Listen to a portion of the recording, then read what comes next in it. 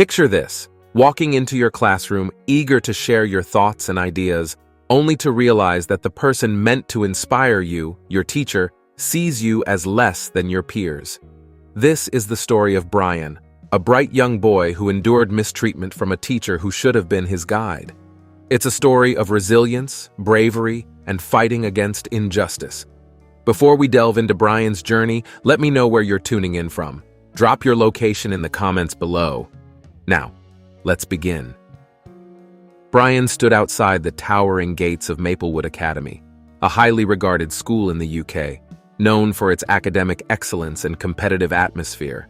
It was the beginning of his sophomore year, and the warmth of the morning sun only heightened his excitement. Brian dreamed of becoming a judge, and this year felt like an essential step toward turning that ambition into reality. He adjusted his backpack and took a deep breath, ready to conquer what he believed would be another successful school year. Brian had always been a diligent student, spending most of his time studying or helping his mother at home. His family wasn't well off, but they placed great value on education, and Brian was proud to be one of the top students at Maplewood. The school was renowned for shaping future leaders, doctors, and lawyers, and Brian knew he was on the right track. Though quiet and reserved, his classmates admired him for his intellect and kindness. As Brian walked through the busy hallways, he felt a strong sense of purpose. This year he was determined to excel even further, impress his teachers, ace all his classes, and prepare for the upcoming university applications. He had always been fascinated by biology and chemistry, often spending late hours studying the subjects in hopes of one day using that knowledge to heal others. His teachers expected great things from him, and he was resolved not to disappoint them. After weaving through the bustling corridors, Brian finally reached his first class of the day, unaware of the challenges that lay ahead. Brian entered the classroom, a little nervous but eager to start his first lesson of the day. He was early, as always, and took his usual seat near the front. He pulled out his notebook ready for Miss Charlotte's lesson. She had a reputation for being strict, but Brian wasn't too worried. He had always excelled in his studies and knew how to handle tough teachers, or so he thought. Miss Charlotte strode into the room, her heels clicking against the polished floor. She was tall, with a stern expression that made the class fall silent as soon as she entered. Brian noticed something strange in the way her eyes lingered on him longer than usual. It wasn't the look of recognition or warmth that he sometimes got from his other teachers, but something colder, more distant. He shrugged it off, focusing on the task at hand. As the lesson began, Miss Charlotte started discussing advanced mathematics, a subject Brian loved. His hand shot up when she asked a question about complex equations, but instead of calling on him, she ignored his hand and called on a student sitting 2 rows behind him. Brian frowned but didn't think much of it. Maybe she just hadn't seen him. It happened again when he raised his hand for the second question, and then again. By the third time, Brian's confidence began to falter. It wasn't like him to be ignored in class. He was usually one of the brightest students. The other kids began to notice too, whispering to each other and glancing at him. Finally, Miss Charlotte turned her cold gaze toward Brian. "Brian," she said, her tone dripping with disdain.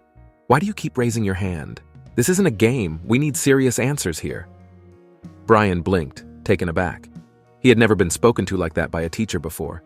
I know the answer," he replied, his voice steady but uncertain. "Do you?" Miss Charlotte sneered. "I doubt it. You people usually struggle with subjects like this. Maybe you should focus on something simpler, Brian." The room fell silent. Brian's heart pounded in his chest. He could feel the heat rising to his face, not from embarrassment, but from a mix of anger and confusion. What did she mean, asterisk, you people, asterisk? Brian had heard comments like that before outside of school, but never in a place where he thought he was supposed to be safe.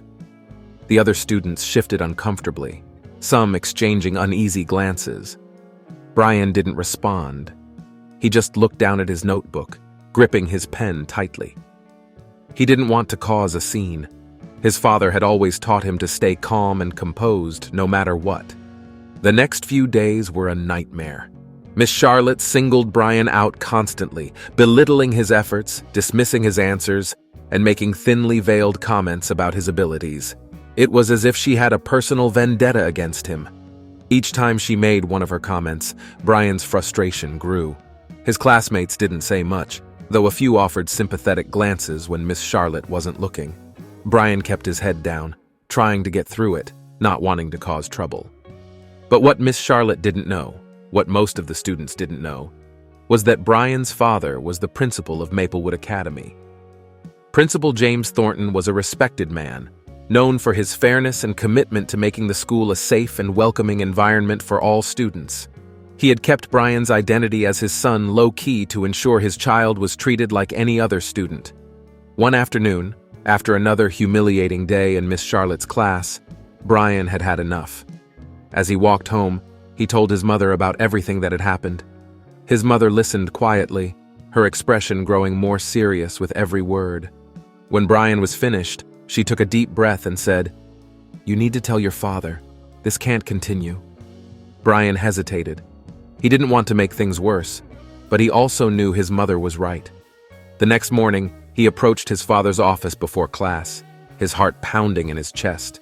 He explained everything that had been happening in Miss Charlotte's class, the comments, the insults, the blatant discrimination. Principal Thornton listened intently, his face growing hard. He placed a hand on his son's shoulder and said, "I'll take care of this." Later that day, as Brian sat in Miss Charlotte's class, things unfolded in a way no one had anticipated. Midway through the lesson, the door swung open, and in walked Principal Thornton, his expression stern and unreadable. Miss Charlotte looked up, startled. "Miss Charlotte," Principal Thornton said, his voice calm but commanding, "I need to have a word with you, now." The entire class watched in stunned silence as Miss Charlotte's face turned pale. She followed the principal out of the room, clearly rattled. The students murmured amongst themselves, wondering what was going on. Brian sat quietly, his heart still racing. A few minutes later, Miss Charlotte didn't return. Instead, the principal came back in, addressing the class. "There will be a substitute for the remainder of the term," he said simply, before walking out. The next day, it was official. Miss Charlotte had been suspended indefinitely for her actions, and the entire school buzzed with the news. The teacher who had mistreated Brian was gone, and justice had been served. For Brian, it wasn't just about winning, it was about standing up for what was right. And though the scars of Miss Charlotte's cruelty would take time to heal, he knew he had the strength to face whatever came next.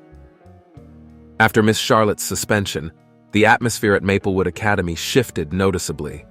For the first time in weeks, Brian walked into school without the weight of anxiety pressing down on his shoulders. His classmates, though still whispering about the drama that had unfolded, treated him with a new sense of respect. They had witnessed the injustice he endured and saw his quiet resilience in the face of it. Brian's father, Principal Thornton, made a point of addressing the student body in a school-wide assembly.